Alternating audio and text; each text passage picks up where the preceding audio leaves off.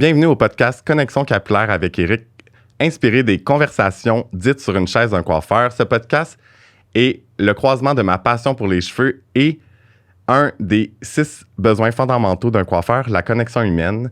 Et c'est pour ça que j'ai décidé de vous partager l'impact des cheveux dans la vie des gens. Pour l'épisode numéro 2, diversité professionnelle, j'ai la chance d'avoir avec moi un coiffeur exceptionnel et, selon moi, qui s'est démarqué avec les réseaux sociaux avec son contenu impeccable. Édouard, salut! Salut Eric, ça va bien? Oui, toi? Ça va super bien, je suis super content d'être avec toi aujourd'hui. Merci beaucoup d'avoir accepté. Ben, ça me fait très plaisir. Et aujourd'hui, je voulais parler avec toi, vu que nous deux, on est coiffeurs, c'est sûr que c'est plus relié au coiffeur en tant que tel, mais j'avais envie de démystifier, décortiquer un peu comment on réussit à faire autre chose que juste travailler derrière sa chaise en salon. Oui. Fait que là, parle-nous un peu de ton parcours professionnel. Bon, ben, écoute, c'est une longue histoire. Ah oui? On va essayer de résumer ça en peu de temps. Donc, dans le fond, j'ai commencé la coiffure, j'avais 15 ans. OK. Puis à 15 ans, j'avais aucune idée que c'est ça que je voulais faire. En fait, c'est plus la coiffure qui s'est mise sur mon chemin que moi qui ai choisi la coiffure en tant que telle. OK. Je vais t'expliquer vite. À 15 ans, je venais de perdre mon emploi. Je travaillais dans une cuisine en tant que job étudiante. Et puis, à un moment donné, ma mère, elle revient du salon de coiffure, un nouveau salon de coiffure qui avait ouvert à Saint-Sauveur, d'où est-ce que j'ai. Et là, elle me dit, oh my God, il y a Daniel Wingfield, nouveau coiffeur en ville, c'est le coiffeur de Lise Wattier, il m'a fait la plus belle mise en pli, il faut que tu ailles le voir, faut que tu arrêtes de voir le barbier du coin. Puis, parce qu'elle savait à quel point j'étais maniaque déjà à cet âge-là avec mes cheveux, c'était la fameuse phase emo. Fait que de venir réussir les toupettes, c'était quelque chose. Bref, je m'en vais voir Daniel. Et j'avais 14-15 ans. Et puis, je lui dis, écoute, Daniel, je sais pas, dans ce temps-là, il n'y avait pas de téléphone, il n'y avait pas Pinterest, pas Instagram. Non, clairement. Que tu pouvais pas arriver avec une photo. C'était un peu plus compliqué. Je lui dis, écoute, je sais pas comment t'expliquer qu'est-ce que je veux, donc je vais te l'expliquer comment le faire. Et puis là, c'était un coiffeur-là, un monsieur d'une cinquantaine d'années, une grande notoriété coiffeur au Québec, il me dit « Ah ouais, toi, petit jeune de 14-15 ans, tu vas me montrer comment faire. » Je dis « Ben, écoute, ça fait du sens. » Donc, je commence, donc tu prends une section en avant, ici, un peu en genre de forme de triangle. J'essaye de l'expliquer du mieux que je peux. C'est comme tu la diriges comme ça, puis tu coupes de telle manière. Puis bref, écoute, au bout de 30-35 minutes, il avait fini, puis il est comme « My God, il dit où est-ce que tu as appris ça? » Puis je suis comme « Mais à nulle part, ça fait juste du sens que quand tu coupes d'une certaine manière, ça fasse ça. » Et puis, écoute, donc, je finis mon rendez-vous. On s'entend super bien. J'arrive chez moi. Ma mère, elle me dit, écoute, Daniel, il vient de me rappeler. Là, il t'offre une job. Oh, ouais. Puis moi, écoute, encore une fois, on parle de 15 ans, donc c'était différent. Ma mentalité, c'était différent. J'étais jeune aussi. Et en fait, je dis, ben non, pas du tout. Je ne veux pas travailler pour lui. Mais elle me dit, mais pourquoi? Puis écoute, je tiens à préciser, là, c'était il y a longtemps. Donc moi, ma première idée, c'était comme, là, je veux pas que mes amis à l'école, ils pensent que je suis gay. Ça a vraiment été ça. En premier. Puis c'était comme, puis tu sais, c'est pas que j'avais absolument rien contre les homosexuels, mais c'était juste parce que déjà, je me faisais assez écœuré en tant qu'emo avec les jeans que je volais à ma mère. Puis les cheveux longs, tout ça. Fait que, bref, écoute, puis finalement, ma mère, elle m'a dit, écoute, je te donne 2 choix. Soit tu acceptes son travail, ou soit sinon, tu vas porter ton CV à tous les soirs, à toutes les fins de semaine, jusqu'à temps que tu trouves une job en tant qu'emballeur. Je m'en fous, mais tu trouves une job. Puis moi, j'étais assez feignant dans ce temps-là. Fait que je me suis dit, tu sais quoi, il m'offre une job sur un plateau d'argent. Il m'a essayé. Puis écoute, j'arrive ma première semaine en salon. Puis écoute, je connecte avec le monde. Moi qui pensais être antisocial, puis haïr le monde, je me rendais compte que c'est juste les autres ados.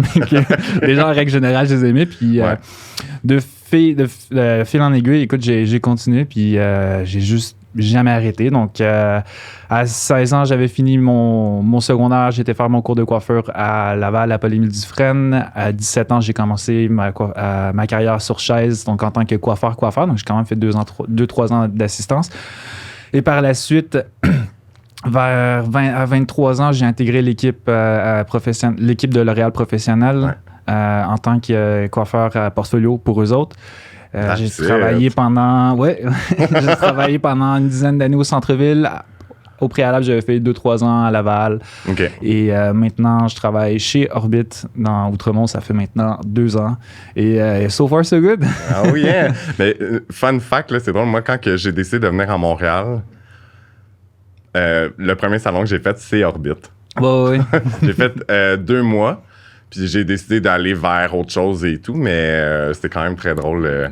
Mais ça a beaucoup changé aussi, là, ça a déménagé, etc. Mais on a un petit... on aurait pu se croiser peut-être. C'est ça, exact. Puis exemple, je sais que tu fais beaucoup de photoshoot aussi. Ben beaucoup. Oui. T'en fais. J'en fais moins depuis la pandémie. Ouais. Parce que, écoute, je pense qu'on fait moins de tout depuis la pandémie. Je pense que c'est pas juste moi, c'est un peu tout le monde, mais ça nous a refroidi. Mais... Ouais. Puis c'est de même qu'on s'est on s'est connus sur les réseaux sociaux. Puis après ça, on a fait un shooting ensemble. Et c'est là que je suis tombé en amour avec toi d'ailleurs depuis ce temps-là. Moi aussi. On a vraiment une belle complicité. Fait que c'est vraiment le fun de travailler avec quelqu'un que c'est facile puis qu'on est ouvert d'esprit. Puis ça l'a donné quelque chose de très nice. Absolument. Avec l'aide de Fred, le photographe. Fred Boudreau, oui. Ouais. Puis dans le fond, pour les gens, admettons, qui sont en coiffure, qui sont derrière une chaise, puis sont comme pas... ils ont le goût d'être aussi passionnés que nous, puis d'aller explorer un petit peu plus les sphères en dehors du salon. Je regarde ma question. Puis c'est... Mon Dieu, je bug ma reine, excuse-moi. Mais, admettons, c'est quoi qui t'a décidé d'aller vers, mettons, travailler chez L'Oréal ou de faire des photoshoots? Je vais commencer avec les photoshoots parce que c'est une drôle d'histoire puis j'ai en tête là. Vas-y. Écoute, en fait, à la base, les photoshoots, moi, ce que je voulais créer, c'était juste plus de contenu pour mon Instagram. Okay. Et étant donné que je me suis fait connaître sur Instagram principalement pour mon travail en tant que barber. Donc, je suis coiffeur, mais spécialisé plus dans les coupes courtes, donc barber. Et j'avais fait un post sur Facebook puis pour trouver un coiffeur, un photographe qui voulait me prendre en photo au salon. Donc, c'était un dimanche, le salon était fermé, il n'y avait personne, il y avait juste moi. J'avais quelques modèles, des belles filles, des beaux gars que j'allais coiffer. Et finalement, écoute, après avoir parlé avec plusieurs photographes, j'en choisis un.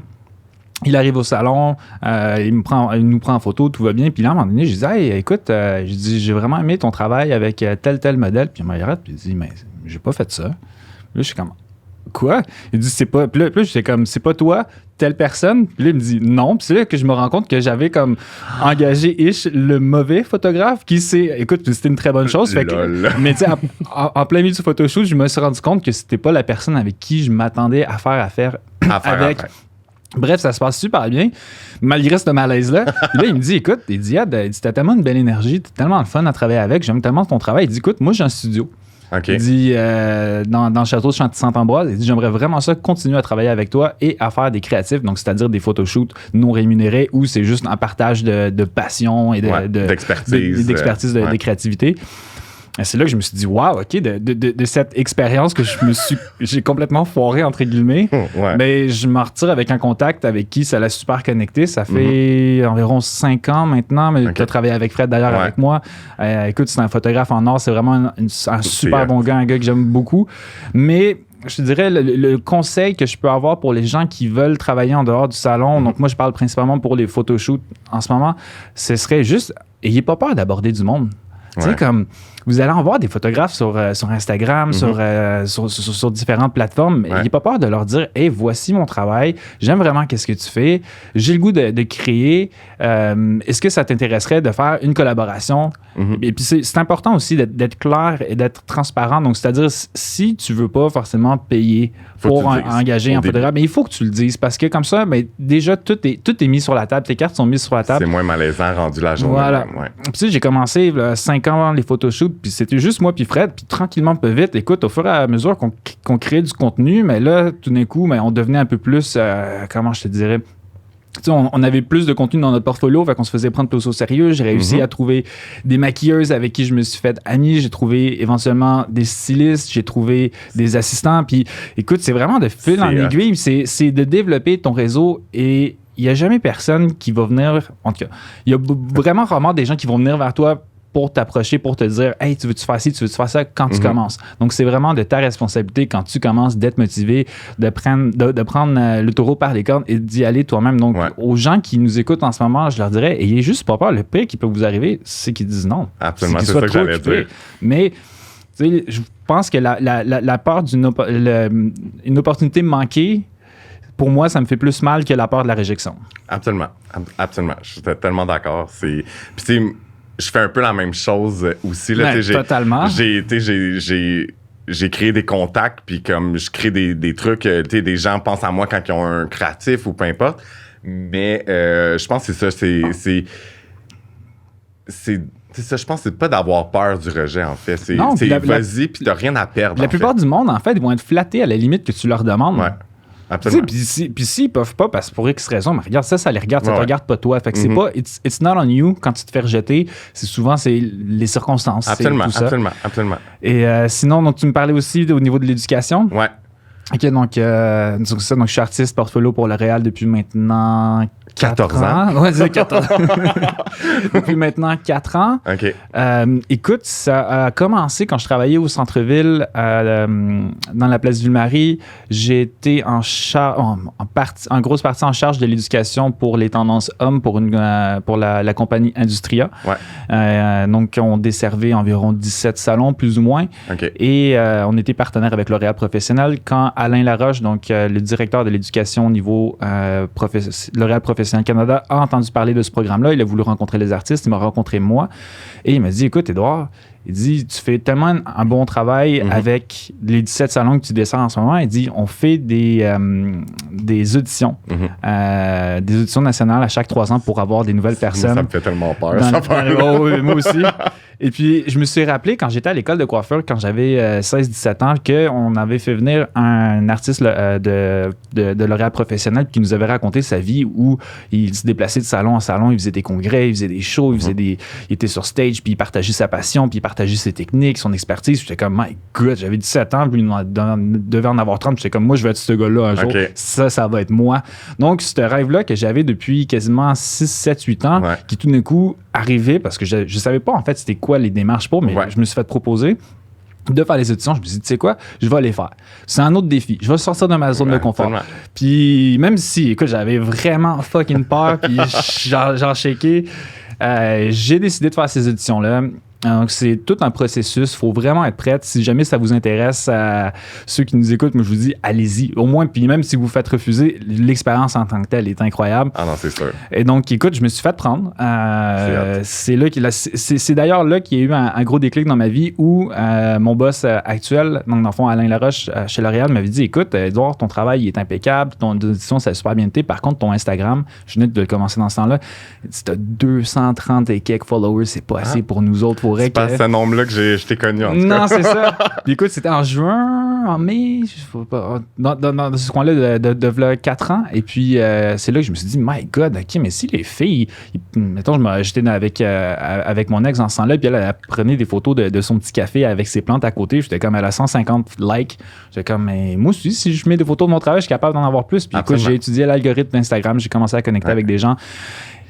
3 mois après, j'étais à Toronto. Je recroise Alain, puis j'étais comme, hey, regarde, Alain, j'ai 3000 followers maintenant. Puis ça, c'était avant de me faire accepter. Puis quand il a vu ma démarche sur les réseaux sociaux, puis à quel point j'en voulais plus mon audition, il a dit, OK. Puis 1 mois après, il m'appelle, il me dit, t'es accepté. Ah, c'est nice. C'est nice. Exact. Non, c'est fou comment que. Là, c'est sûr que toi, ça a été quand même pas facile, mais comme ça s'est fait bien parce que tu t'es toujours intéressé à ça. Mais mettons, les gens qui ont envie de faire ça puis qu'ils n'ont pas nécessairement le contact chez L'Oréal, chez Matrix, chez Kerastase ou peu importe, mettons, qu'est-ce qu'ils devraient faire? D'être à l'affût, c'est sûr, exemple, les auditions pour L'Oréal ou... Ben, écoute, dans mon cas, moi, je parle pour L'Oréal parce que c'est tout ce que je connais. Donc, je pourrais pas parler pour Redken ou pour Shu Uemura, pour d'autres compagnies, mais écoutez, on va dire que c'est sûr qu'il faut travailler dans un salon qui est en partenariat avec L'Oréal, à la base. Donc, si vous êtes un salon qui est... mais c'est la base, je pense. On va dire, je sais pas, Goldwell ou quelque chose de complètement différent. Mais dans ce temps-là, écoutez, peut-être que vous avez des opportunités avec Goldwell. Moi, dans mon cas, j'étais dans un salon qui avait déjà un partenariat avec L'Oréal. Je vous dirais, allez juste sinon si c'est L'Oréal pour vous qui vous intéresse, sur le site de L'Oréal Pro. Sinon, vous pouvez parler à votre représentant. Il y a des manières, je veux dire, aujourd'hui, je pense qu'on a tous accès à l'Internet. Il y a des manières quand même d'aller trouver l'information. Puis je pense qu'on est tout assez bons avec nos petits doigts sur nos téléphones à aller googler quoi que ce soit. Donc, je vous dirais, faites juste, des fois, moi, c'est juste de me poser la question, hey, il me semble que j'aimerais ça faire ça. Puis là, je regarde sur Internet, OK, ben, est-ce qu'il y a des positions qui sont ouvertes dans tel domaine pour ça? Donc, pour les gens qui, à la maison, s'intéresseraient à travailler dans l'éducation, travailler à donner des masterclass ou faire des différents événements au niveau de la coiffure, ben, faites vos recherches ou sinon, écrivez à Eric. On va pouvoir vous diriger. Puis c'est sûr que, tu sais, comme moi, les dernières auditions de L'Oréal, il y a certaines personnes qui travaillent chez L'Oréal qui m'ont dit, garde, Eric, fais donc les auditions. Puis c'est quand même drôle. Puis j'avais le goût, mais j'avais un petit comme, je le sais pas, tu sais. Peut-être où j'étais rendu dans ma vie ou que, tu sais. Je pense qu'on l'a tout, ce petit, je le sais pas. Puis pour vrai, là, c'est quand même fou. Anecdote, j'ai rempli la feuille, le formulaire, et à la fin, je cliquais pour envoyer, puis ça faisait erreur, puis ça m'a amené à un numéro de question ou peu importe. Et je l'ai fait 3 fois, puis ça n'a jamais marché.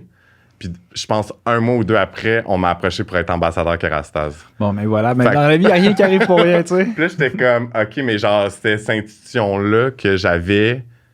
Ben, en fait, c'est arrivé, puis j'étais comme, je l'ai juste suivi, puis j'ai fait comme, gars, je pense que c'est pas le bon moment.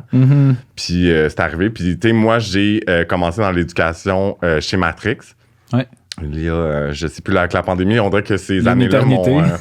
mais là, on va dire 5 ans, je crois. Puis c'est quand même drôle parce que je me souviens quand je travaillais sur la Rive-Sud, j'ai été 8 ans dans un petit salon. Tu sais, j'ai fait mon stage là, j'ai été là 8 ans. Ou le parcours classique, quoi faire, absolument. Puis on allait dans des congrès, mettons, à Saint-Hyacinthe, puis on allait toujours au stage Matrix parce qu'on avait la coloration Matrix. Puis pour vrai, je vais toujours m'en souvenir. J'étais assis, puis j'étais comme, je veux tellement faire ça. Puis je me suis dit, c'est tellement impossible. Je me suis dit ça, puis genre...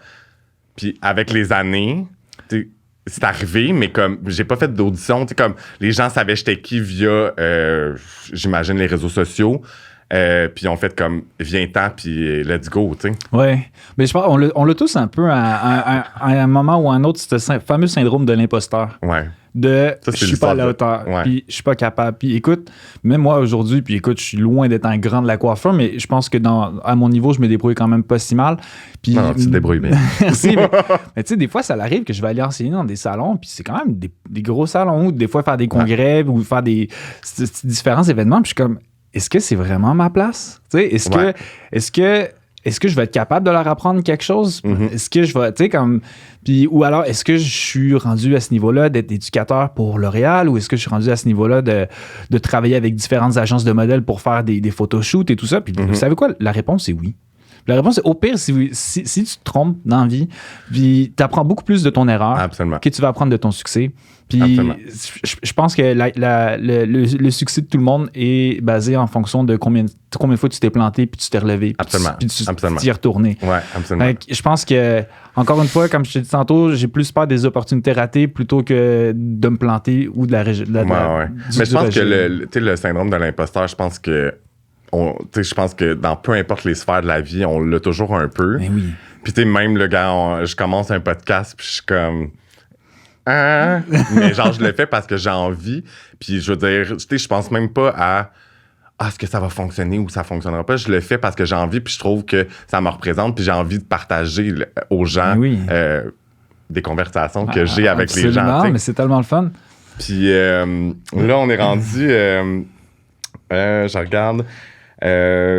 mettons, côté plus caractère, plus personnalité, qu'est-ce que tu crois qu'il faut avoir pour... Ben, on a un peu parlé, là, mais comme pour être capable de sortir de cette zone de confort-là, parce que c'est facile de rester dans notre petit cocon très chaleureux, mais c'est sûr que, je veux dire, moi aussi, j'ai une perception de pas de quel genre de personne, mais comment il faut être pour évoluer puis d'agrandir ses connaissances dans le milieu de la coiffure? C'est une question que je pourrais répondre pendant une demi-heure, mais je pense que, on va élaborer, mais je pense que la réponse la plus simple, c'est arrêter de se mettre des limites, tout simplement. Tout simplement parce que, à partir du moment donné où tu te dis, écoute, moi, je vais toujours repousser mes limites, puis je vais toujours m'exposer au danger, dans le sens que là, en ce moment, comme toi, avec ton podcast, tu t'exposes au danger. Ouais. Moi, quand j'ai commencé certains projets, puis comme n'importe qui, on s'expose au danger. Puis c'est de dire oui, je pense, dans la vie, un peu plus souvent, d'avoir de l'entre-gens, puis surtout de vouloir apprendre, puis d'avoir cette éternelle passion pour ce qu'on fait. Puis là, on parle de coiffure, mais ça peut être n'importe quoi. Je pense que ce podcast-là, par rapport à la coiffure, pourrait être écouté à quelqu'un qui est dans un domaine complètement différent. Il pourrait relate à 100% avec ça. Donc, je pense que dans la coiffure, on a, écoute, au niveau des pourcentages, je ne sais pas, mais on a peut-être 50% que c'est du talent, puis 50% c'est on vend notre image. Ouais. Tu sais, tes clients, pourquoi ils viennent te voir? Oui, c'est parce que tu es excellent, oui, c'est parce que tu es bon, mais c'est parce qu'ils t'aiment toi. Moi, mes clients, c'est parce qu'ils m'aiment moi, c'est parce que c'est des gens. Ils vont te suivre partout. Là. C'est ça, c'est exactement ça. Puis en coiffeur, notre job, c'est pas de couper les cheveux. Notre job, c'est pas de colorer des cheveux. Notre job, c'est pas de faire des amplis. Notre job, c'est de rendre des gens heureux. Absolument. Et c'est ça l'impact qu'on a dans la vie des gens. Et à partir du moment donné où tu prends connaissance de tout le pouvoir que tu as et tout l'impact que tu peux avoir dans la vie des gens, seulement en les écoutant, seulement en les conseillant, en étant là pour eux, tu sais, c'est ça notre job. On est là pour le monde. Puis je pense que les gens, ils l'ont encore plus compris pendant la pandémie, pendant qu'ils nous avaient pas. Ils disaient tout qu'on était essentiel tout d'un coup. Mais c'est exactement ça. Puis à partir d'un moment donné où on prend conscience du pouvoir qu'on a dans la vie des gens, mais tout d'un coup, on se rend compte du pouvoir qu'on a à l'intérieur de nous-mêmes pour faire des choses tellement plus grandes que qu'est-ce qu'on aurait pu penser faire à la base. Fait que, de juste prendre conscience de ça, d'arrêter d'avoir peur, puis de dire oui, tu sais. Absolument. De dire oui, tu sais, parce que moi, à soir, écoute, j'aurais pu dire non, je vais rester chez moi, puis je vais prendre un petit verre de vin, puis je vais regarder Netflix. Écoute, je fais pas ça dans la vie, mais... oui, mais absolument. Mais, tu sais, puis comme toi, tu as décidé de faire ce projet-là, puis c'est aussi, à un certain point, c'est d'être grateful, c'est quoi en français? C'est d'être reconnaissant voilà, pour ce que tu as. Mais je pense que c'est pas une mauvaise chose de jamais être complètement satisfait avec ce qu'on a. Donc, oui, parce que ça te pousse à vouloir... À sortir de ta zone de confort. Absolument. Donc, je dirais qu'à la base, il faut être une bonne personne. C'est sûr que si t'es je t'aime tellement. si t'as des bonnes valeurs, puis que t'es quelqu'un de gentil, d'honnête, de transparent, puis de tout ça, tu vas réussir dans la vie, peu importe qu'est-ce que tu fais. Tu mixes ça avec la prise de réalisation du pouvoir et de l'impact que t'as dans la vie des gens, et avec le fait que tu dis oui et que tu t'ouvres à la vie un peu plus souvent. Je pense que t'as la recette parfaite pour conquérir le monde. Et puis t'as pas besoin d'avoir 10 000 followers sur Instagram pour faire ça. Puis t'as pas besoin d'avoir 15 ans d'expérience en coiffeur pour faire ça. Tu peux commencer, sortir de l'école, puis tu dis, moi, j'en veux dans la vie. Oui, non, c'est ça. Et là, tu vas et tu fonces. Non, c'est ça. Puis, tu sais, je pense que d'être passionné, ça se ressent anyway. Eh oui. C'est sûr que... Ça se ressent, puis ça se transmet aussi. C'est contagieux, la passion. Ouais, absolument. Puis, tu sais, comme... Moi, avec... Tu sais, ça fait presque 15 ans que je suis dans le milieu. Puis, tu sais, je me suis questionné parce que je me sentais, mettons, dans une équipe, peu importe l'équipe... Je pense que c'est normal qu'il y ait des gens qui sont vraiment passionnés puis que genre ils feraient des cheveux 24 heures sur 24 puis des nouveaux projets, etc. Puis il y en a d'autres qui font leur 9 à 9 ou leur 9 à 6 puis ça finit là, tu sais. C'est correct aussi. Mais moi, en fait, pas que ça me dérangeait, mais ça on va dire, perturbait.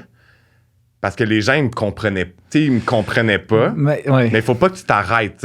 Non, mais c'est correct dans la vie de pas en vouloir tant que ça, parce que je te dirais que des gens, on va dire comme toi puis moi, des gens qui sont passionnés à notre niveau, il n'y en a pas tant que ça. Mais par contre, je pense que l'important, puis ça, je pense que tu vas pouvoir être d'accord avec moi, c'est de s'entourer des bonnes personnes autour de soi, parce que ton cercle d'amis et ton cercle de personnes au travail, ça représente qui t'es dans la vie. Absolument. Fait que c'est sûr que si tu t'entoures de collègues de travail qui font leur petit 9 à 5, puis je dénigre pas ça du tout, mais si c'est pas ça que toi tu veux, mais c'est pas ça, malheureusement, que tu vas avoir, parce que ça va pas te motiver, parce que ton environnement, c'est ce qui te définit, en grosse partie, en tout cas. Absolument, je suis tellement d'accord. Fait que c'est sûr que tu vas changer d'environnement, tu vas changer de salon jusqu'à temps que tu trouves ta place, puis que tu fasses comme, wow, mon équipe, en ce moment, est malade. Mes amis, en ce moment, ils me supportent, ils me poussent, mon conjoint, ma conjointe, mon chat, mon chien, tu sais, comme, entoure-toi des bonnes personnes, puis c'est ça qui va faire en sorte que tu vas progresser, je pense, dans la vie. Absolument. Moi, je suis comme... On a-tu un meeting avant, genre, de faire le podcast parce qu'il dit toutes les choses que je dis aussi. Mais non, c'est ça. Puis tu sais, je pense que, c'est ça. Tu sais, que moi, avec ce parcours-là, des fois, j'étais comme, ça me déboussolait un peu. Puis j'étais comme, puis on me jugeait un peu aussi. Fait que là, j'étais comme, est-ce que je fais ça? Puis en fait, c'est correct de se questionner parce que aussi, ça te permet de réaliser, est-ce que c'est vraiment ça que je veux faire ou peu importe. Puis tu sais, je pense qu'à chaque je sais pas, à chaque moment dans la vie aussi, nos buts changent. Puis, tu sais, moi, je veux dire, j'ai fait plusieurs salons à Montréal. Pourquoi? Parce que j'étais à la conquête de, pas la perfection, mais juste, tu sais, des fois, c'est une question de feeling, de moment dans ma vie ou de façon de... Tu sais, j'ai décidé un moment donné de partir autonome. Ben, c'est sûr que t'as pas le choix de changer de salon pour faire ça, mais... j'ai déjà changé parce que la vibe du salon, c'était vraiment non conventionnel. Puis, je veux dire, souvent, je dis aux gens, c'est dans le fond, quand j'étais chez Apart Studio, je veux dire, moi, j'ai aimé mon expérience là-bas. Puis, la pandémie est arrivée. Ben là, on a le temps de réfléchir à qu'est-ce qu'on veut. Mettre les choses en perspective, oui. C'est ça. Puis, je dis souvent aux gens que, j'ai décidé de quitter, d'arrêter d'être travailleur autonome puis de retourner à employé. Puis, je me dis que des fois, les gens, ils se disent « Oh mon Dieu, c'est tellement un fail. » Mais moi, je l'ai pas vu comme ça. Non, mais c'est ça. Parce que ça m'a amené à aller à quelque part d'autre où que je suis bien, tu sais. Puis c'est ça, c'est du succès. Là. Ça, c'est pas un fail, ça. Justement. Mais des fois, la perception qu'on a, on est comme... Pour certaines personnes, ils vont dire « Hey, c'est tellement un fail, il est parti. » Tu sais, je suis même pas resté un an chez Apart, mais j'ai full aimé mon expérience. Tu sais, j'ai cru au projet à MJ parce que elle commençait. Mais tu sais quoi, c'était ce qui était bien pour toi dans ce moment-là. C'est ça. Et puis à un moment donné, la vie, elle change, tes projets, ils changent, toi, tu changes un petit peu, puis on t'amène à autre chose dans la vie. Ouais, non, c'est ça.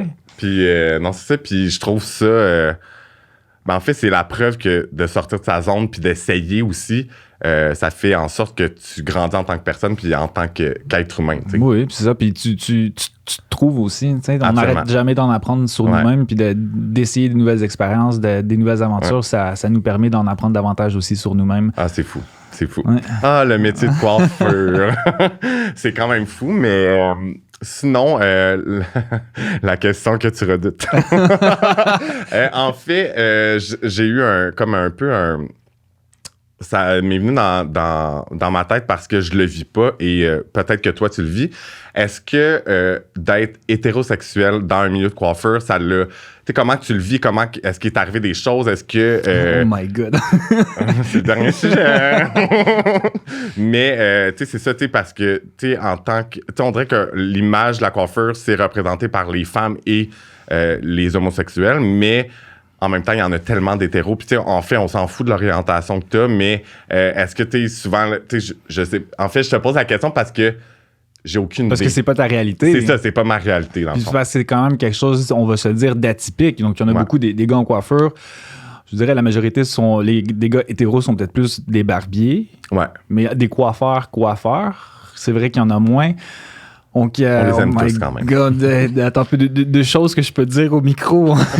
Mais en fait, c'est comment que toi, tu l'as vécu, comment que... Ben, comme je te disais, c'est sûr que quand j'avais 15 ans, que j'ai commencé, ben pour moi, c'est quelque chose qui me faisait déjà beaucoup peur parce que déjà qu'au secondaire, ben, je m'habillais avec des skinny, puis dans ce temps-là, c'était pas la mode. Fallait que je les vole à ma mère. Fait que déjà, tu sais, souvent que au secondaire, je me faisais traiter on dira pas au micro, mais de différents noms, etc. Puis c'est toujours quelque chose qui m'a beaucoup affecté quand j'étais plus jeune, évidemment. Puis à un moment donné, vient un point où tu lâches prise et à un certain point, en fait, à un moment donné, tu penses juste plus. Okay. En fait, tu sais, puis à un moment donné aussi, ça va avec ta vibe. Donc, tu sais, moi, quand j'ai un nouveau client, une nouvelle cliente sur ma chaise, je pense que juste de qu'est-ce que je dégage, j'ai tellement, je pense, pas largué. Puis je sais pas, cette impression-là que je donne, que c'est très, très rare que je vais me faire, que je vais me faire prendre pour quelque chose que je suis pas. Donc, pour moi, c'est plus même si quelqu'un penserait que je suis homosexuel, ça change tellement rien dans ma vie. Non, c'est ça, mais c'est... À moi. Mais sinon, c'est sûr que, écoute, je pense que pour une femme, c'est sûr que quand je dis « Hey, t'es vraiment belle », après que je l'ai coiffée, ça a un impact. Écoute, je dirais pas plus ou moins, je veux dire différent que quand c'est une autre fille qui lui dit « Hey, t'es vraiment belle », que quand c'est un autre gars, mais qui est pas gay, qui lui dit ça, puis même si c'est fait avec aucun flirt, même si ça reste très professionnel, puis mais ça reste quand même c'est authentique. Mes clients que je crois, je les trouve belles, fait que je leur dis, puis encore une fois, notre travail, c'est de rendre les gens heureux, c'est de rendre les gens beaux et belles. Fait que c'est sûr que je le dis peut-être un peu moins à mes boys sur ma chaise, man, t'es vraiment hot. Je sais pas.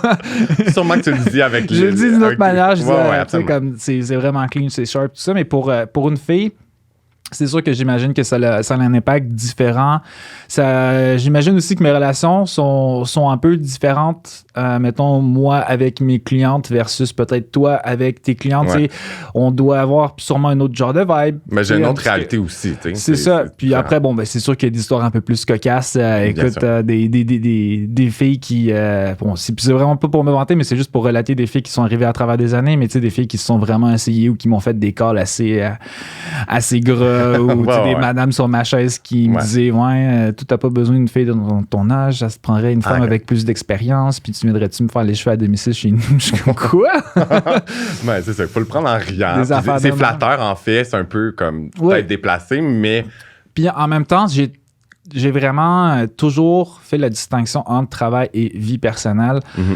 Donc écoute, c'est jusqu'à présent jamais arrivé, en tout cas de ce que je me rappelle, c'est sûr que là, on reparle de 15 ans de métier, mais ça m'est jamais arrivé de dire à une de mes clientes « Hey, tu veux-tu qu'on aille prendre un verre? » Tu sais, est-ce que c'est déjà arrivé le contraire, d'aller prendre des verres avec des filles ou de rencontrer des filles, puis par la suite, ça devienne des clientes. Absolument. Ou que je fréquente une fille, puis tu sais, que ça finisse bien, puis que là, elle dit écoute, t'es un bon coiffeur, fait que est-ce que je peux quand même continuer à venir te voir en tant que coiffeur? Puis oui, puis tu sais, pour moi, je suis tellement pas quelqu'un d'awkward, puis je suis pas dans la rancune, puis je suis pas dans ci, dans ça. Fait qu'écoute, si, mais tout ça pour dire que je trouve ça tellement important de rester professionnel, puis ça, on l'a vu beaucoup avec, écoute, les fameux mouvements MeToo, les dénonciations qui sont faites, puis c'est là que je me suis dit, écoute, puis on s'entend la moindre des choses que de rester respectueux et professionnel, mais tu sais, j'aurais pu abuser de ma relation privilégiée, d'être en contact avec autant de femmes. Puis on est proche aussi des clients. C'est ça. Puis tu sais, je me suis toujours abstenu de cruiser des clientes, même s'il y avait des filles qui étaient vraiment de mon genre. Je me suis dit, mais c'est pas la place pour ça.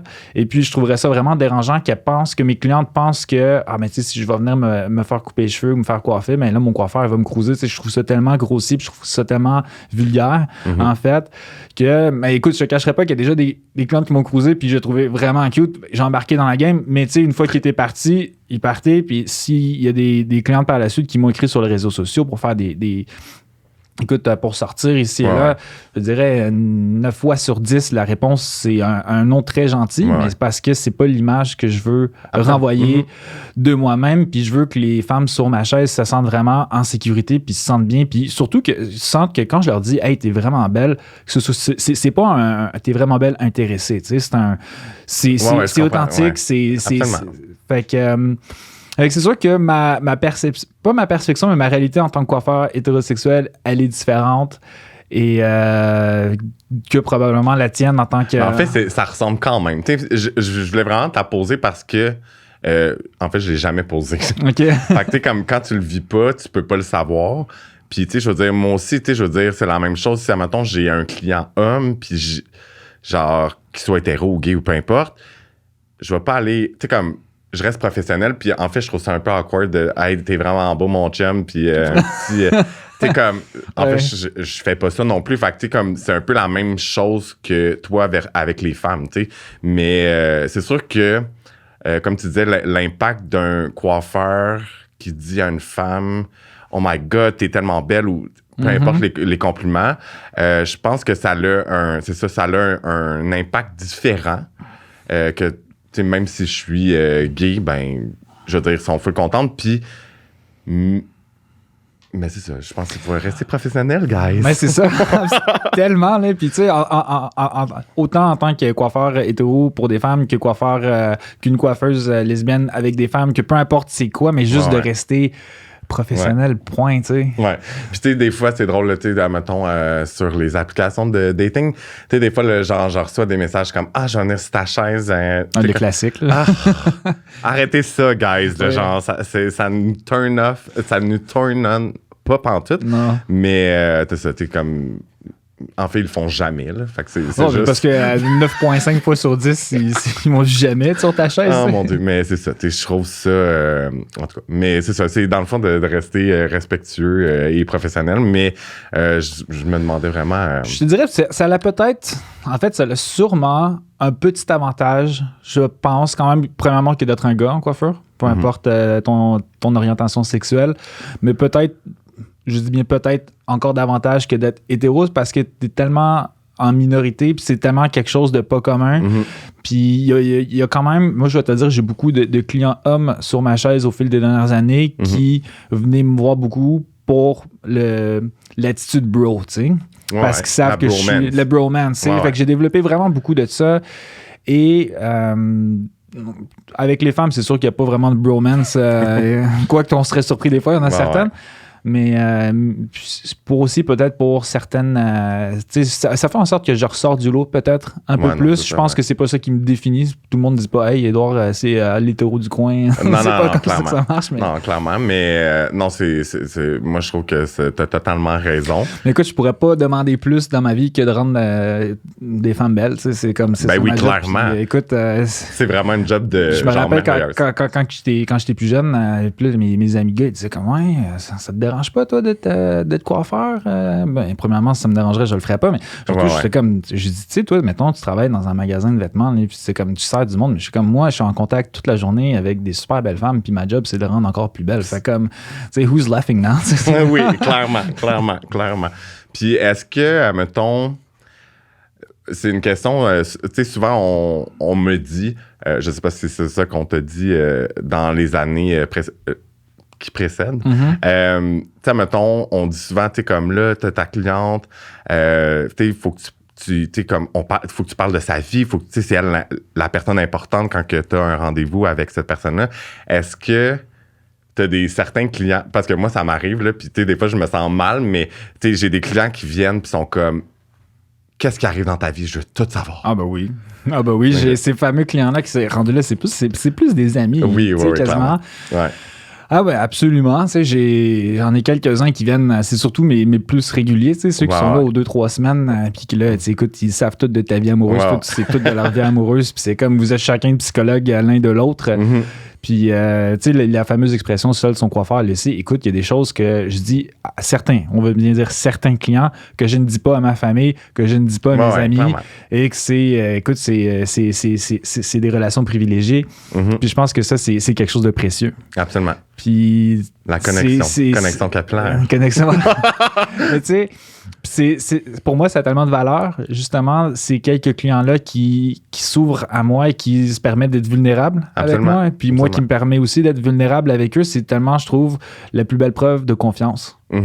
Absolument. Je suis totalement d'accord. Que oui, puis ces clients-là, écoutez, moi je vis pour ça. Hein. Oui, j'aime faire des cheveux, mais moi je vis pour la relation que j'ai avec mes clients, pour le contact humain. Et mais c'est sûr qu'il y a certains types de clients. Donc, tu n'irais pas dire à Paul de 55 ans tes dates de la semaine. Quoique, on ne le sait jamais. On ne sait jamais.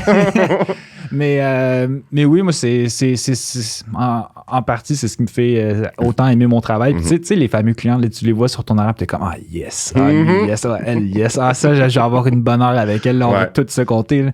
Je pense que c'est ça, les petites magies d'être coiffeur, c'est toutes ces relations que tu n'aurais pas eues, tu sais, sinon. Absolument. Ça te met tellement aussi en contact avec des gens qui ne seraient pas rentrés sur ton chemin. Puis, tu sais, on a tout sur notre chaise, on a, écoute, des médecins, des avocats, des designers, écoute, name it, là. Quand est-ce que dans la vie, mettons, on se fait un réseau. Voilà, c'est ça.